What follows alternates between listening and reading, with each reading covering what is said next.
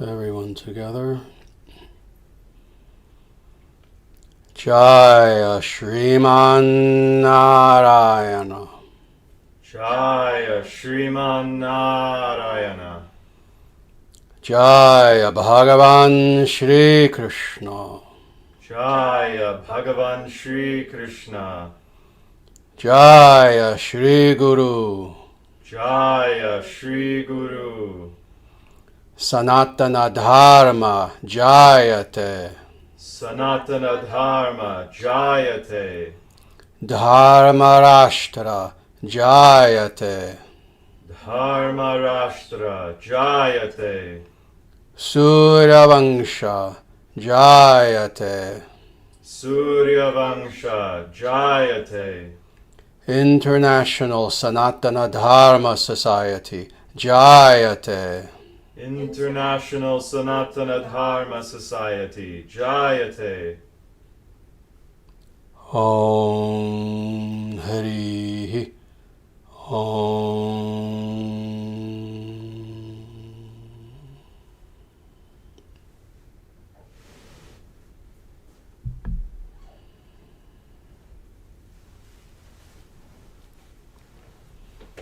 Namaste, everyone.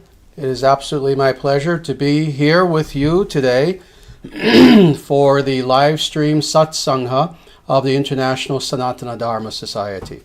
We are here in our temple headquarters of the ISDS in Omaha, Nebraska, with our temple with devotees, etc.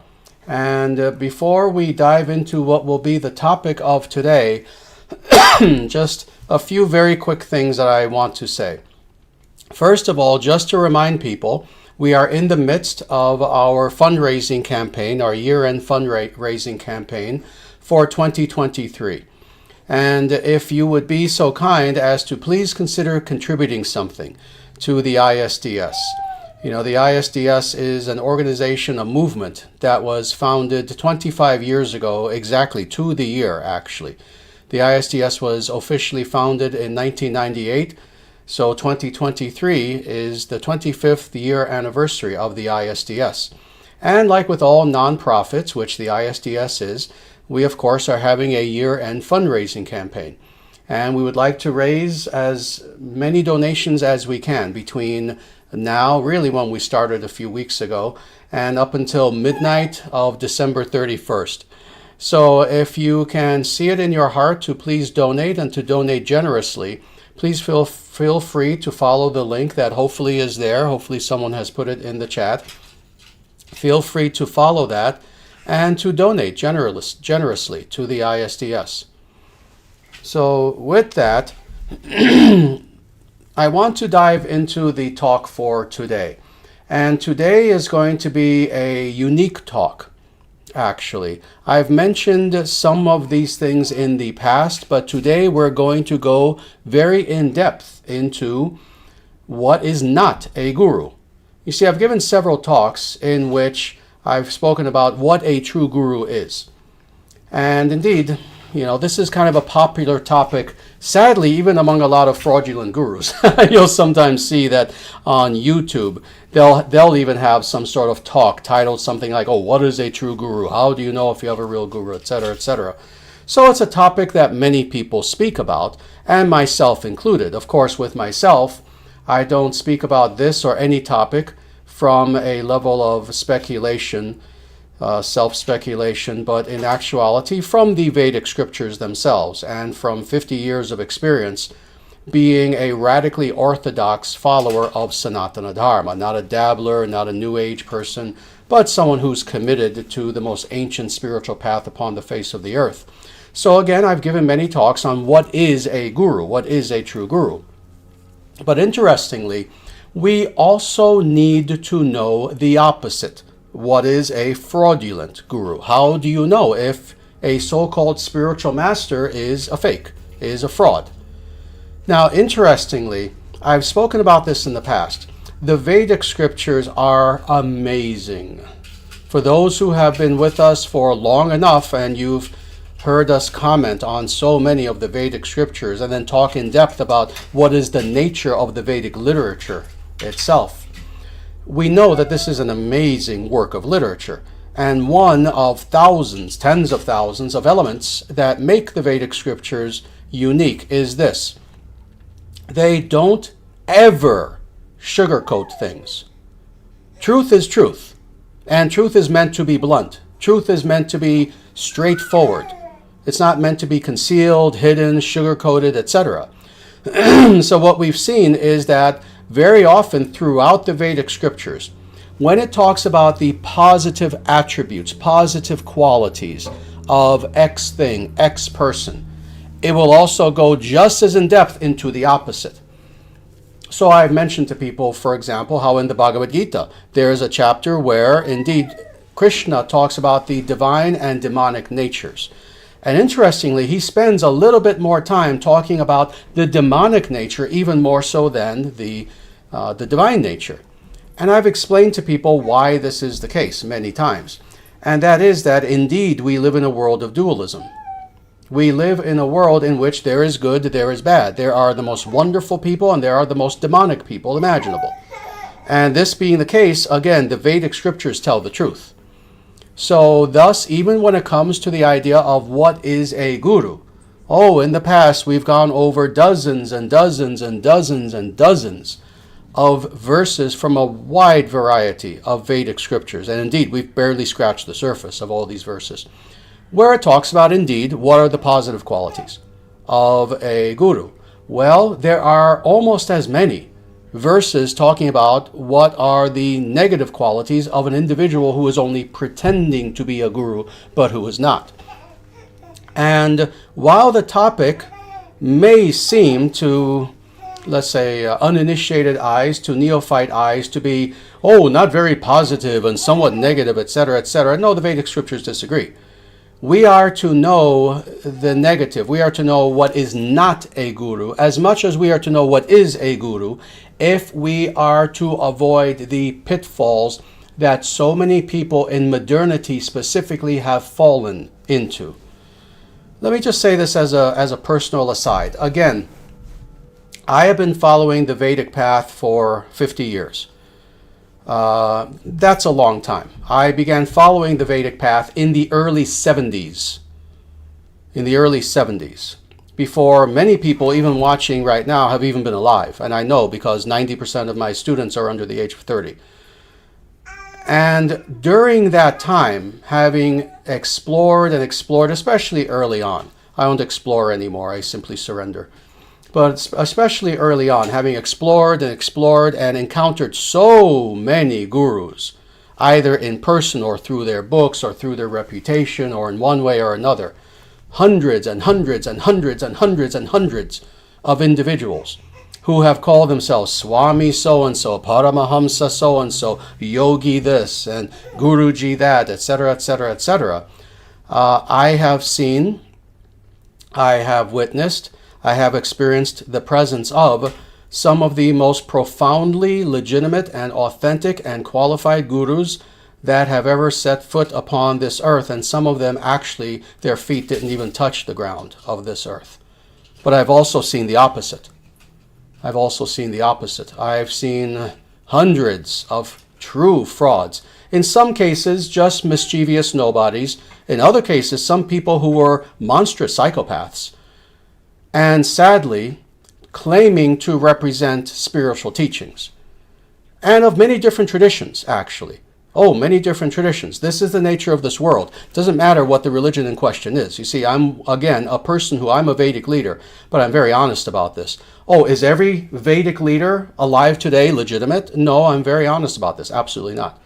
But we find frauds, we find fakes everywhere. In Christianity, in Judaism, in Islam, in Buddhism, in Hinduism, and on and on and on and on and on. The New Age movement, by definition, is fraudulent. Anyone who claims to be a spiritual teacher in the New Age movement, by definition, is a fraud. So indeed, we have seen frauds, but more importantly, and this is why this talk that I'm about to give is of importance. More importantly, I, and many of us have, but I especially, have seen the victims of such frauds. individuals who turn themselves over to a person who claims to be a spiritual teacher, again, in one form or another, and that poor, sincere, innocent individual, rather than achieving what it is that in their heart they were searching for, self-realization, healing, knowing God, knowing truth, instead they meet the opposite. They meet an individual who exploits them in one way or another. And it's as a result of this that, sadly, religion in general, spirituality, in the minds of some, has a bad reputation. This is why they're atheists, for the most part. Not always. Not always. Often people become atheists just because they're ethically lethargic individuals. They just want to enjoy themselves and they need an excuse. But we also find people who have been turned off from religion and spirituality. And again, because they encountered individuals who pose themselves as real spiritual teachers, but they're not. They're not. So the reason why this talk is of such great importance is, number one, for those individuals who have not as of yet, who have had the great fortune that they have not come across a fraudulent spiritual teacher, this will give you the tools that you need to avoid such people like the plague. And you should avoid such people like the plague. But also for those individuals who indeed have been exploited by such people in the past, it is my hope that this talk will also give you hope and healing. And the understanding that in the same way that you can encounter any person, you can be looking for a love of your life, a girlfriend, a boyfriend, and you fall in love and the person actually ends up being horrible. And then it happens again, and it happens a third time. And in the same way that a person should know, you don't give up on love. You don't give up on X thing just because in that field, you encountered so many frauds. There are real people out there. In the same way, you must not give up on spirituality, even if you've encountered frauds in the past. The reason why there are frauds and the reason why they're so successful is because in the psyche, in the subconscious of human beings, we know that the real exists. And that's why people get fooled, is because they think that is the real. The mistake is that that individual was not the real, but the real exists. So all that being said, I'm going to dive into the talk now, and I'm going to give a list of criteria, first and foremost, by which we can know that an individual, again, is not a legitimate spiritual teacher.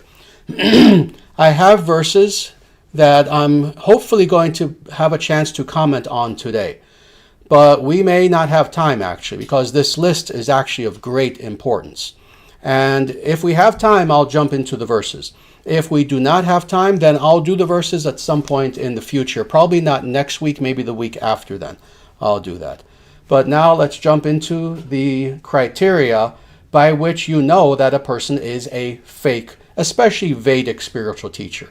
This being a channel dedicated to Sanatana Dharma, I want to focus especially on individuals who claim that they are, or let us just say they are operating within the milieu of Sanatana Dharma. So, first and foremost, a fraud will adamantly not state that their religion is Sanatana Dharma. This is something that is crucial to the point where, this is why I'm mentioning this first. Again, now with social media, we have much more direct access to people, to individuals who claim to be Vedic spiritual teachers. So, of course, you can go on YouTube and you can find all sorts of gurus, and they'll call themselves different things. They'll call themselves Sadgurus. They'll call themselves Swamis, Yogis, etc., etc., etc. What you will see, sadly, is that with the vast majority of these individuals, when it comes to stating in an honest way. See, this is a matter of honesty. This is why this is of such importance that they don't do this. When it comes to stating in an honest way, all right, I am obviously a Vedic spiritual teacher. I'm here in Vedic robes and beads, and I have images of Vedic gods and goddesses behind me, and I'm speaking in Sanskritic terms, what little Sanskrit I know, etc., etc. All this being the case, it should be the case, you would think, that I, as a guru, would say, oh, my religion, by the way, is Sanatana Dharma. Well, what you will find is that, sadly, with the vast majority of these individuals, they cannot say that. Oh, a tiny minority will. What percentage? I don't know, 3%, 2%? But the vast majority, instead, are not honest. And what does it mean for an individual to claim to be representing a tradition, and yet they don't even have the self-honesty to say, this is my tradition. My tradition is Sanatana Dharma, the Vedic tradition. Again, there are several different words that a person can use. A person can say, oh, I am a Vaishnava. That's fine. Again, they're being honest. They're stating, this is what I am following. This is the tradition that I am teaching in. Instead, what do we find? We find that in a very cowardly sort of way, if these individuals were ever even asked, oh, Guru, Swamiji, Paramahamsa, Ananda, blah, blah, blah, may I please ask you, yes, what religion are you representing? Often the answer that they will give will be something so cowardly vague and universalistic and generic and meaningless that they didn't give you an answer. They'll say something like, oh, my religion is love of humanity. My religion is universal consciousness. My religion, it's like it's almost like there's a contest that these fraudulent gurus have to see how vague and meaningless can be the words that they'll utter. When you ask them, what is your religion? Oh, no, I'm spiritual. I represent all religions and no religion. That is a thief. That is a fraudulent individual. That is not a guru.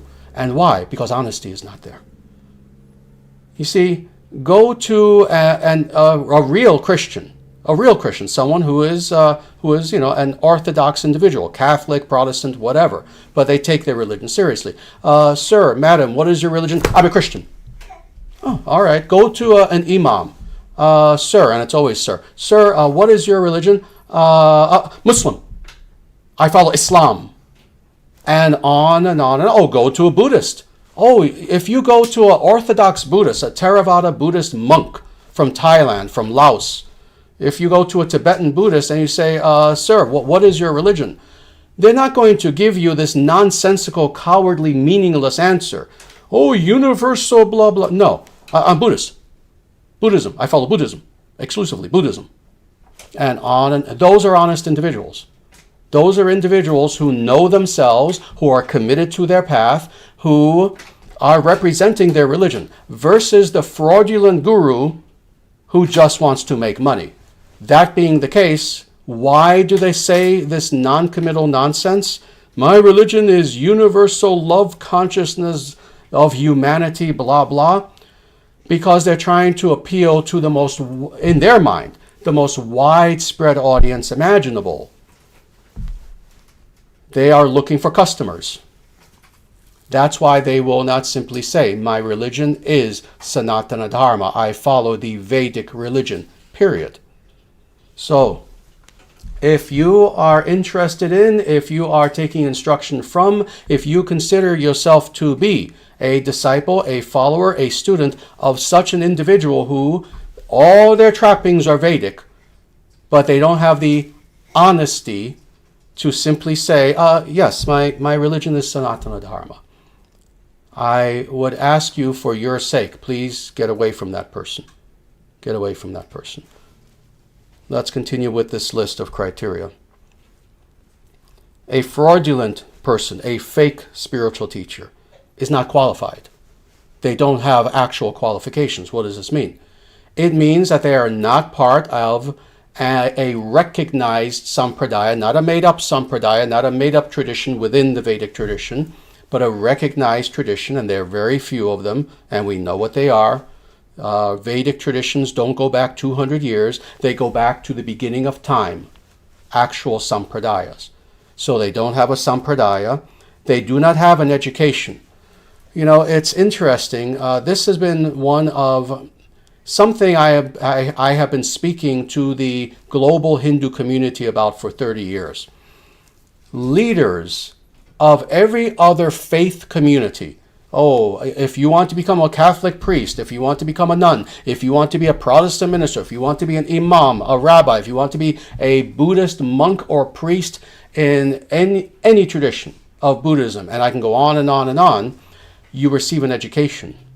And it's a standard education. It's a systematic education. You are educated in your religion, the history of your religion, the scriptures of your religion. You're trained in philosophy. You're trained in what we would call Vedically the Purva Paksha. You are trained to understand other ideologies and what is the difference between them. Now, when it comes, sadly, to so-called gurus, it is one out of hundreds, if even. I'm actually being very charitable.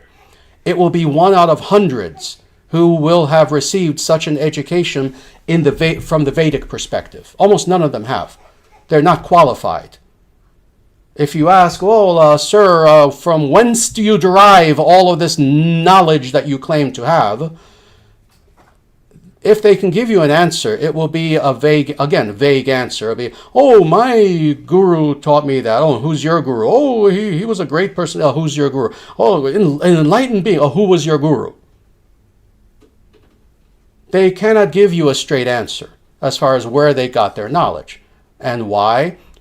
Because they got their knowledge the way that a typical person does. They themselves. The guru who you're watching on YouTube with 1 million subscribers, how did they get the knowledge that they're now spewing on their YouTube channel? They read the same books you did. They read some things by Eckhart Tolle. They read some things by this Swami, a little bit by Vivekananda. They read some Amar Chitra Katha comic books. They watched the Mahabharata series in Hindi, etc., etc. That's where they derive their education. So they're not educated. They're not a follower of any sampradaya. They're not qualified also in that they have not, even though they will claim that they have, I guarantee you that they have not done years and years and indeed decades of sadhana. Indeed, I point this out to people all the time, actually. The vast majority of individuals who you will see, again, on YouTube, on all of social media, pretending to be gurus, sitting there and going on and on speculating, making things up on the spot about yoga and Vedanta and this and that and Brahman and we are all Brahman and etc., etc. They can't even sit properly. They're not yogis. They can't do this. They can't sit properly for 5 minutes. What to speak of for hours on end. They're not yogis. They're not trained. They haven't done yoga. Meditation? Oh, I'm sure they've dabbled, but they haven't done meditation for hours a day for decades and decades. The sadhana experience is not there. And for an individual who has had the sadhana experience, when someone is talking to you about sadhana and they don't have the experience, you know. You look into their eyes and you know. I can look into the eyes of an individual who claims to be a guru and, oh, yes, I lived in a cave in the Himalayas for 20 years before I had the inspiration to come to the West. I can look at that person in the eyes and I can see that, no, this person hasn't meditated barely at all. If you are a meditator, you can tell. So yes, they're lacking sadhana. They're lacking virtue. This is another way in which you can tell that a spiritual master is a fake. They're lacking virtue. We're going to get very deeply into this a little bit later. But they are an individual who do not retain within their character even of the normative virtues that are there, that are found in even such places as Aristotelian ethics, as Platonic ethics, as found in the Bhagavad Gita, as found in the Dharma Shastras. They don't contain virtue. And then finally, they do not have selflessness.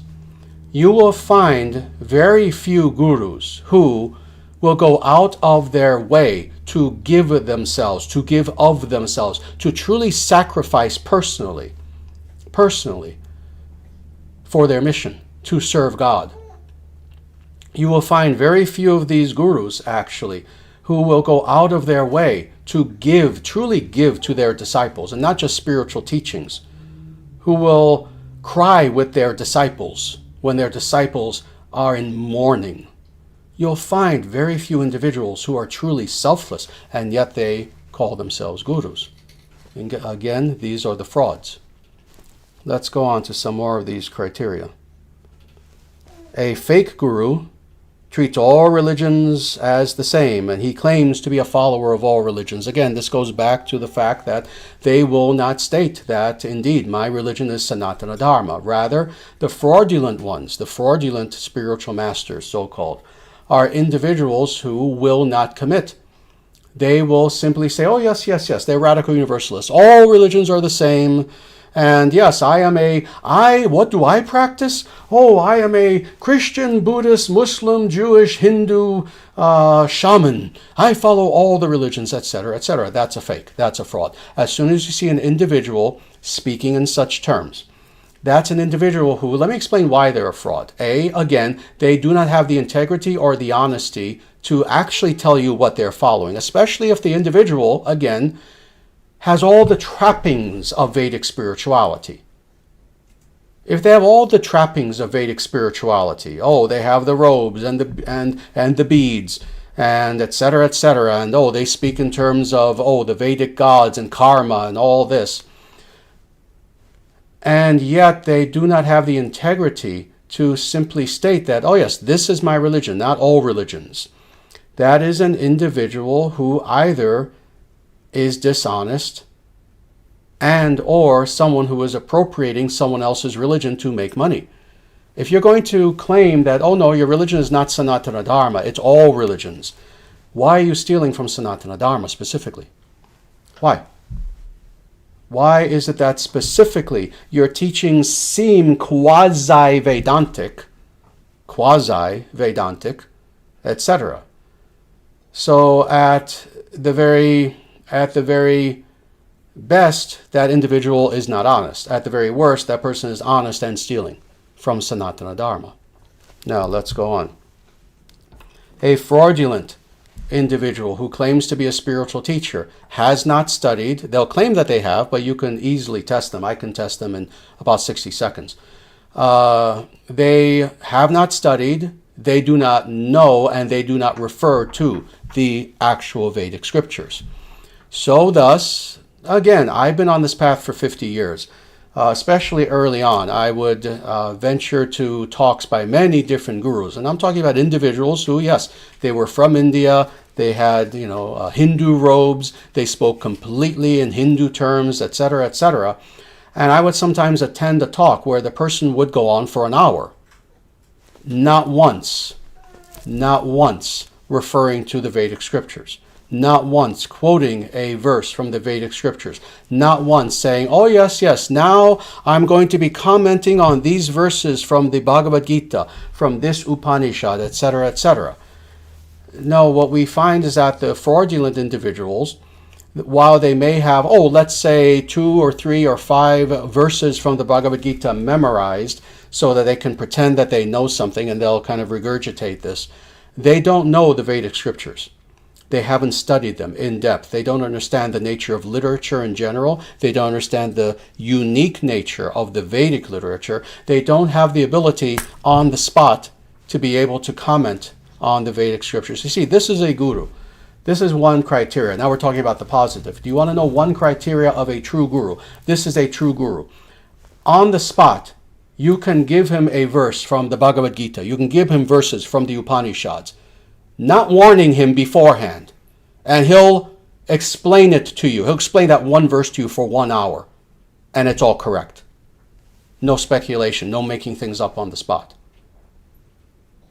You can double check. You can see what previous Acharya said, and what they said is exactly what he said. That's a true guru. A fraudulent guru cannot do that.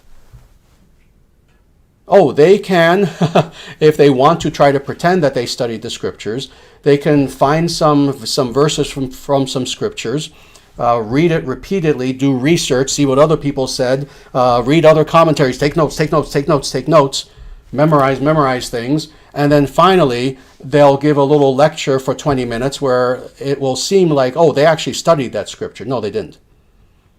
No, they didn't. Interestingly, most fraudulent gurus wouldn't even go that far. They just don't talk about the scriptures because they know nothing about them. Avoid such individuals. Avoid such individuals. Let's go on. The fraudulent gurus do not know, and more importantly, cannot do philosophy. There's a difference. And so few people sadly know the difference between knowing versus doing philosophy. A fraudulent guru has neither talent, neither ability. That is, of course, when we speak about individuals who pose themselves as gurus, and again, you can hear their talks, read their books, what is the idea? The idea is that they're speaking supposedly on philosophy. On philosophy. They are talking about what is the meaning of life.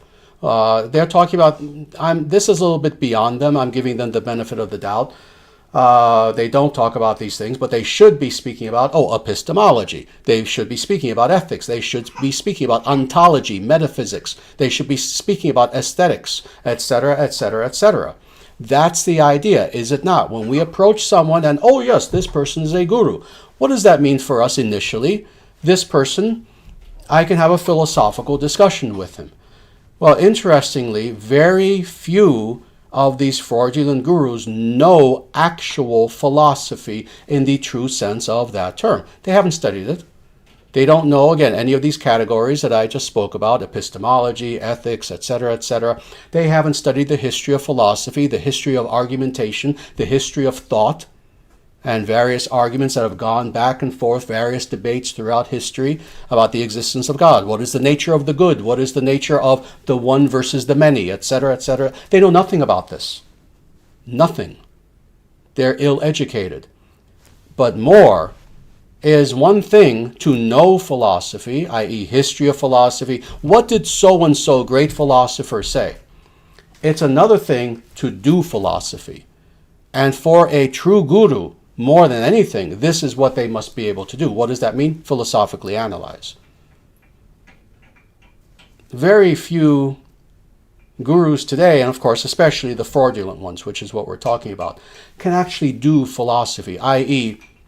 you can ask them a unique philosophical question on the spot that they were not expecting, and they can give you a truly good answer, having right then and there philosophized within their mind in the true sense of that term. Again, these people are ill-equipped, the fraudulent ones. Let's go on. I'm going to skip a few of these. Truthfully, I do have a list that's the short list of about 24 qualities of the fake guru. I could have had hundreds, but I'm actually going to skip a few because even this is too long. But let me just talk about a few more of these. A fraudulent guru speaks in a weak, non-committal, and appeasing manner. Is that surprising? No, what we see is that, again, fraudulent spiritual teachers, again, whatever they are, whether they're New Age, especially the New Age people, but even individuals who claim to be teaching some Vedic tradition or another, they speak in such a way where they're not clear and they don't speak strongly and with authority. Rather, they speak in a very, very weak, very effeminate sort of way. They go out of their way to be non-committal.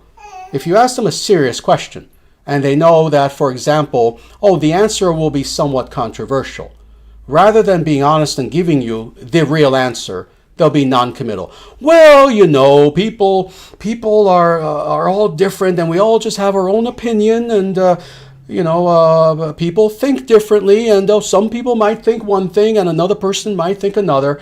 But regardless of that, we all have to tolerate each other and be nice and kind to each other. And we all have our right to our opinion. We can agree to. Shut up! This is not why I came to you as a spiritual seeker. I didn't come to you for you to tell me nothing. I came to you for you to tell me something, and that's something being truth. That's something being truth. This is why what we find today is that whereas such non-committal sort of answers may have worked 20 years ago, they don't anymore.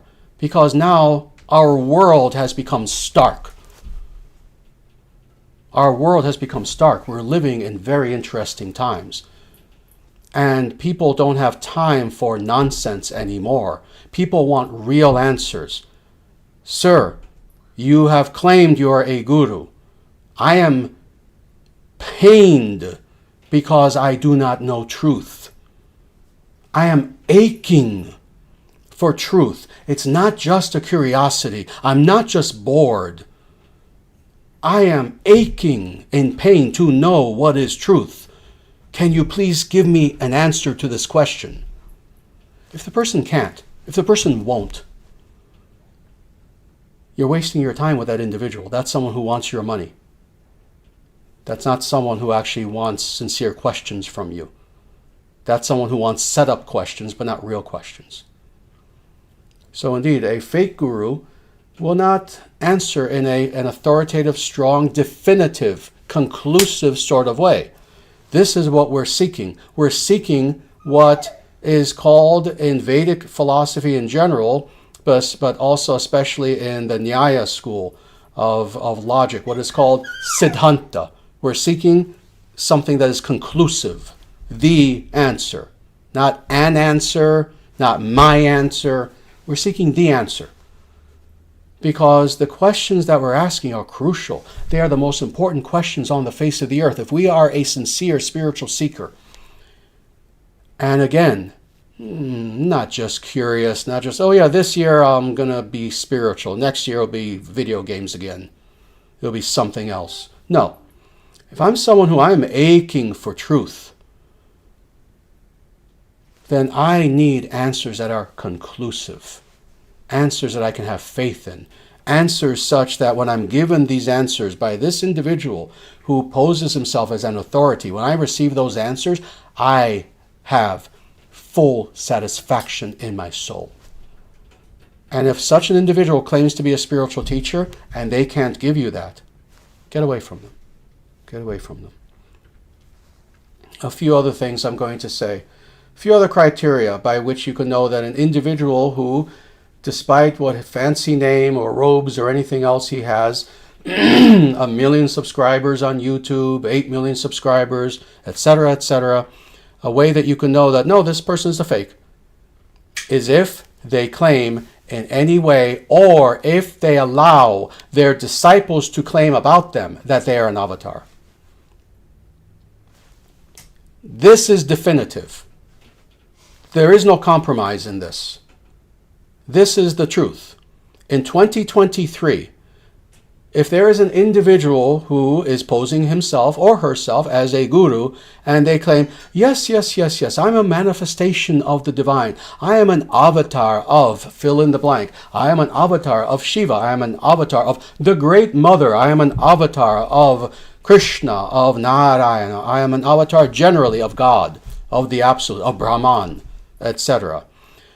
That is an individual who, as certain as it is that the sun will rise tomorrow and will rise every day, that is a person who is destined to abuse you, because that person's a liar.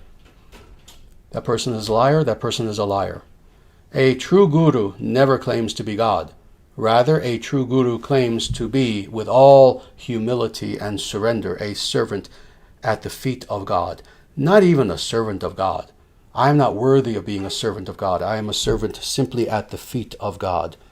And even that I'm barely worthy of. That's what a true guru says.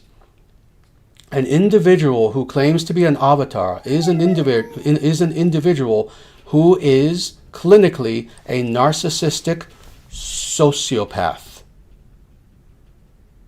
If you're following a guru now, doesn't matter how much you like him, how much he smiles and stares up at the sky as if he's having divine experiences, which he's not. If you're following any individual and that person claims to be an avatar, or hints that he is an avatar, or tries to cover himself by allowing his disciples to call him an avatar. Oh, I've never said I'm an avatar. My disciples do, but I have no control over it. He has absolute control over his disciples. That person is a liar. As a guru, if that person doesn't want his disciples to call him an avatar, he has to say one word, stop.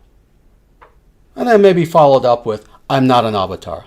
And maybe followed up with, if you continue to call me an avatar, you have to leave my presence and go away. That's all he has to say.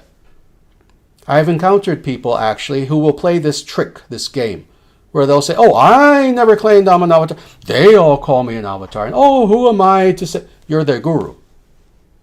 If you don't have that level of authority with your own disciples, then what does that point to? See, either way, there are problems here. But indeed, an individual who is a so-called guru who will allow his disciples to call him an avatar is by definition not just a fake, but a predator. You are to stay away from such an individual. Few more things that I'm going to say. A fraudulent spiritual teacher is an ethical relativist.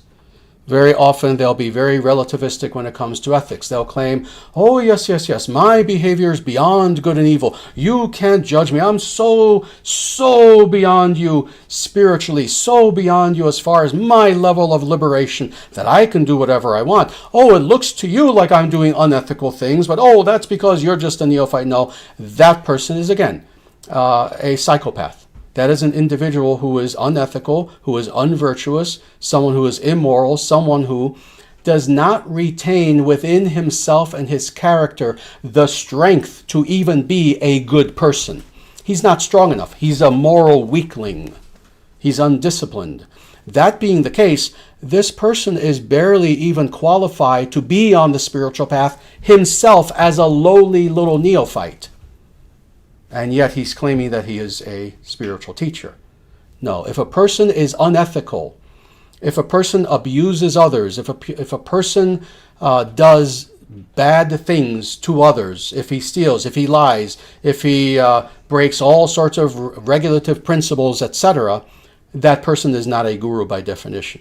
So again, stay away from such people. A fraudulent guru, and this is an extension of what we just said, also exploits his disciples as a predator in the very name of his spiritual attainment, so-called spiritual attainment. So indeed, we've seen scandals again and again. We've seen so many things where we have gurus, so-called fake gurus, who, and again, I'm a follower of Sanatana Dharma. All these things make Sanatana Dharma not itself, but, let's say the Vedic Hindu scene. It makes it look bad to talk about these things. But as a follower of Sanatana Dharma, we have to talk about these things because the newspapers already have. There have been fake gurus who have harems of women who they're having sex with, who exploit their followers financially. Oh, yes. If you want to reach the next level of enlightenment, that will be a $20,000 fee, etc., etc.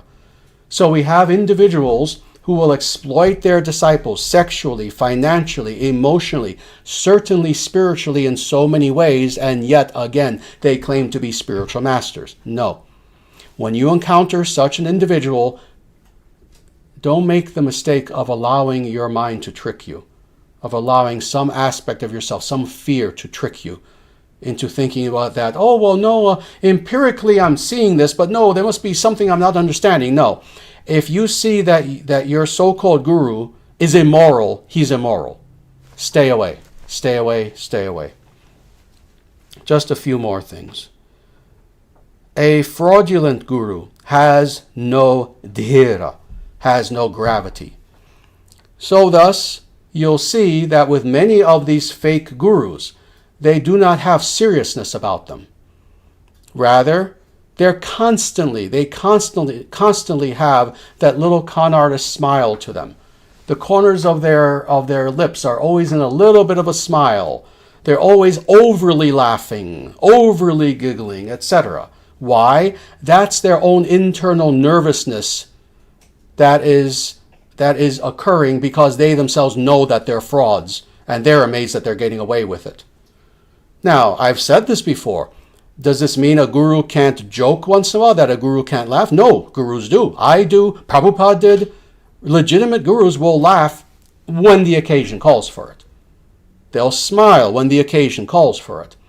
But they also understand the seriousness with which we are to approach spiritual pursuit. And that indeed, when it is necessary to have that gravitas, where when you see that individual, it is as if you are seeing someone as heavy as a mountain. That is usually how the guru is. Yeah, it's offline. Are we offline? Internet's just having a problem. All right. It says reconnection successful. Yeah, just let me know if we're reconnected.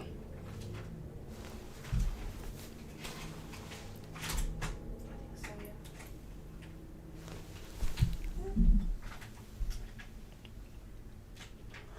Triple checking.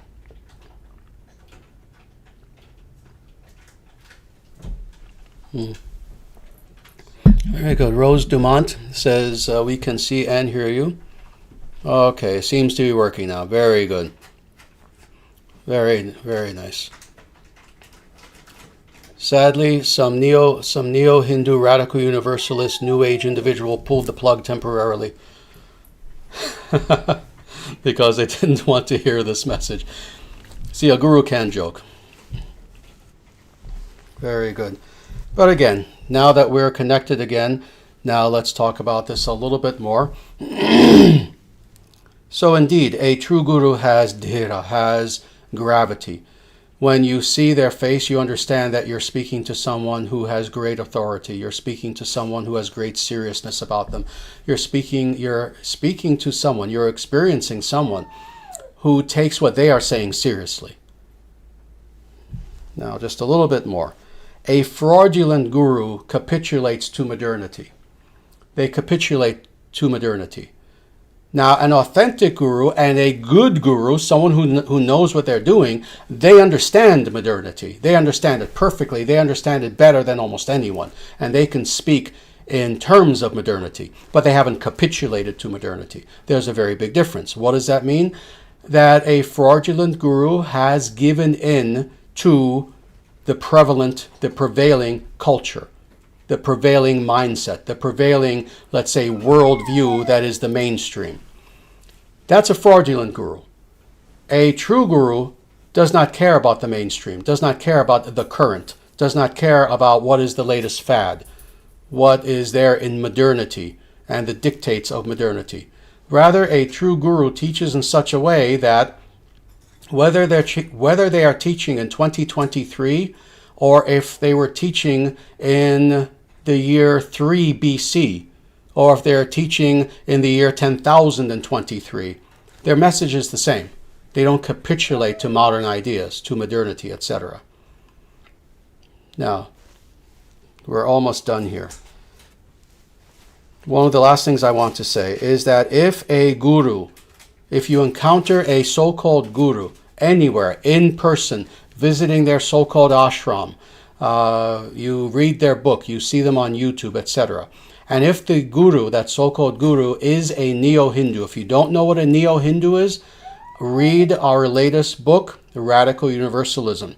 I explain what neo-Hinduism is more than any other book has in the history of writing.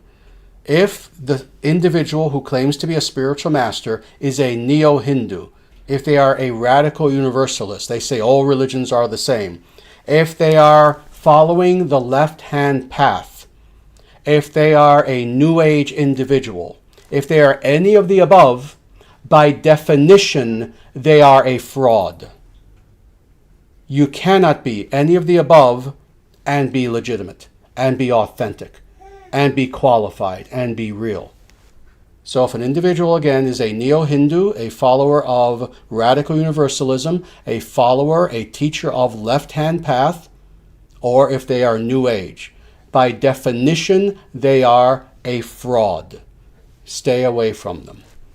Now, all that being said, I'm going to end my talk for today by saying this, that first of all, it is one thing to know all of these principles that we've just spoken about, all of these qualities of a fraudulent guru, if you could even call them qualities, all the poisons that are there of a fraudulent guru. It's one thing to know this. But it's another thing to also have the courage, have the internal integrity to, now that you've seen this. In fact, let me just lay this out, this scenario. Right now, for those of you listening to me, many of you are followers of the ISDS already. Many of you are followers, indeed, of either myself or some authentic guru. But for those of you who you've heard this talk now, and you're following someone else, you're following an individual who they fit most, if not, God forbid, all of this criteria. Trust me, there are some people who they fit all this criteria. I've seen such individuals who they fit all this and more. But let's say you are following someone who meets some, most, all of this criteria. I would ask you with all humility to truly question your life and question what it is that you truly want in life and what it is that you're doing spiritually to acquire what you're looking for. What should you be looking for? You should be looking for the highest of all truths. That truth that is absolute. Not your truth, my truth. No, you're wasting your time if that's what you're searching for. No, you should be searching for that truth in which nothing greater can be conceived.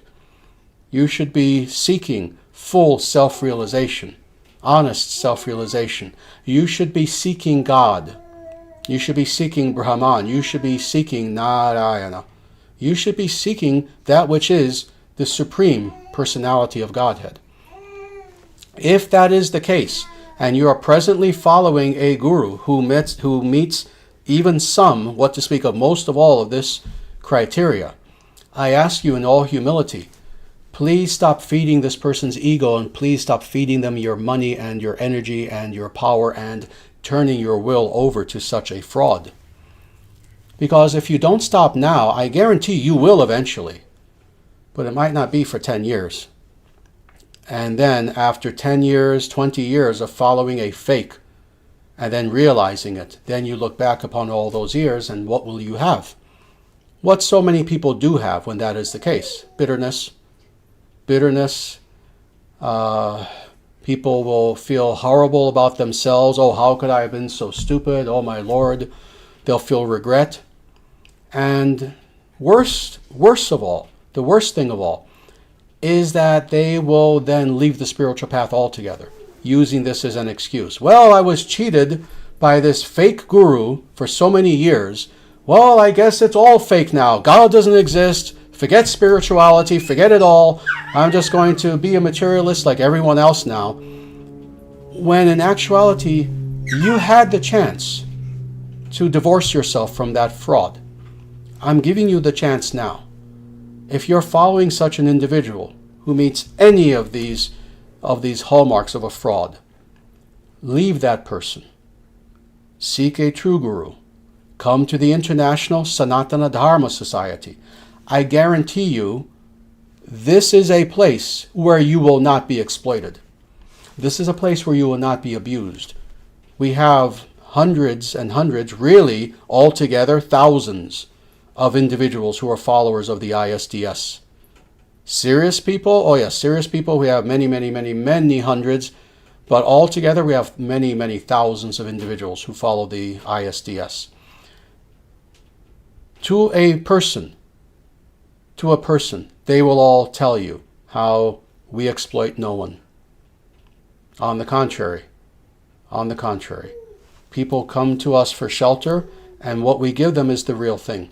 We give them true Sanatana Dharma, unadulterated and authentically taught in accordance with the Vedic scriptures, not made up in any way whatsoever. So indeed, become a follower of the ISDS. Join our Discord server when you have a chance. Again, I'm sure someone hopefully has put the link to that up on the chat. Join our Discord server if you are seeking actual answers. We have hundreds and hundreds of our devotees who are on there. Right now, there's discussion that takes place 24/7, quite literally. Doesn't matter where you are in the world, doesn't matter what your time zone is, there'll be someone who can answer your questions. So join our Discord server when you can.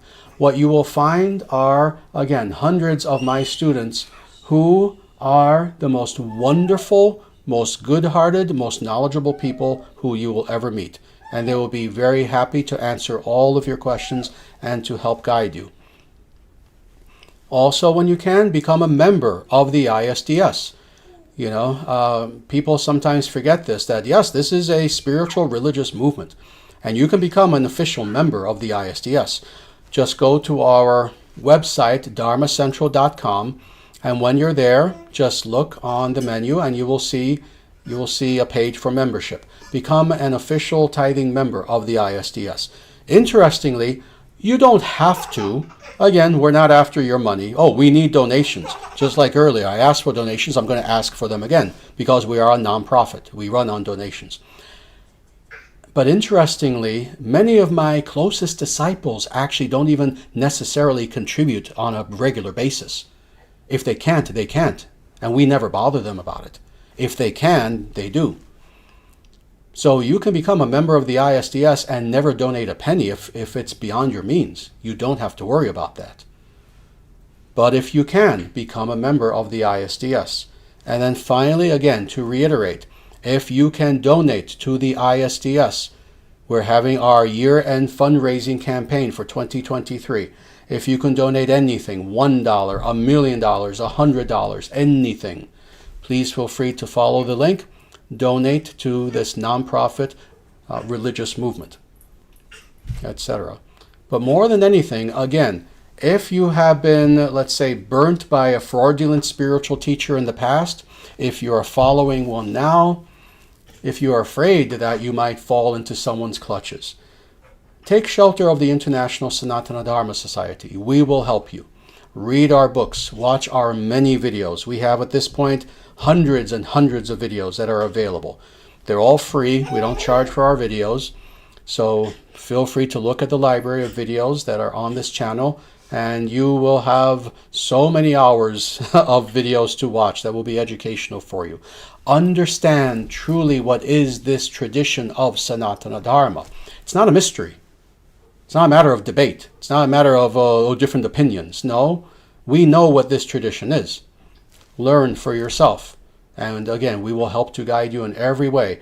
If your goal is to have self-realization, to know yourself, to know truth, to know God, and to live your life in such a way that you are living life the way God meant for you to live,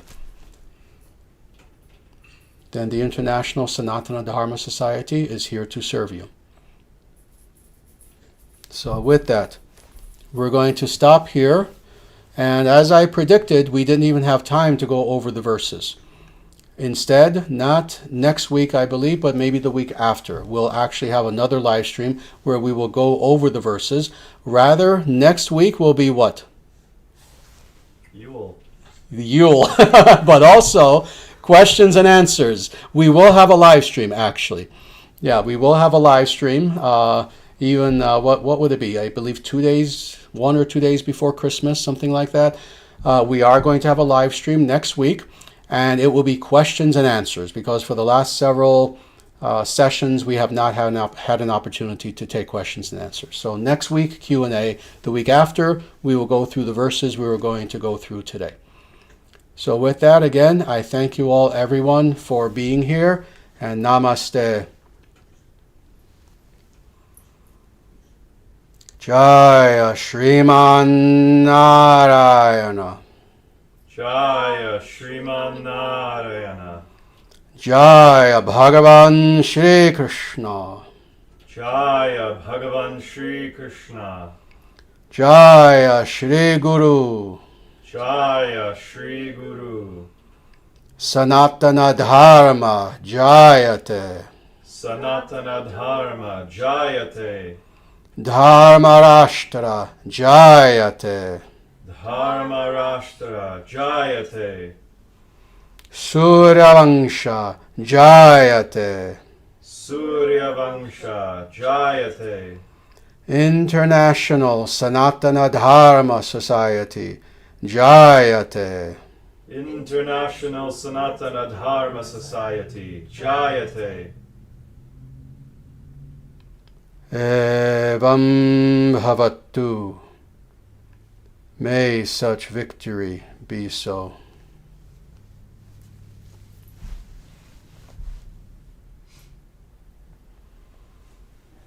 and so such victory shall be so. With that, everyone, between now and the next time that we get together, I ask you all that in every way you please take very good care of yourselves.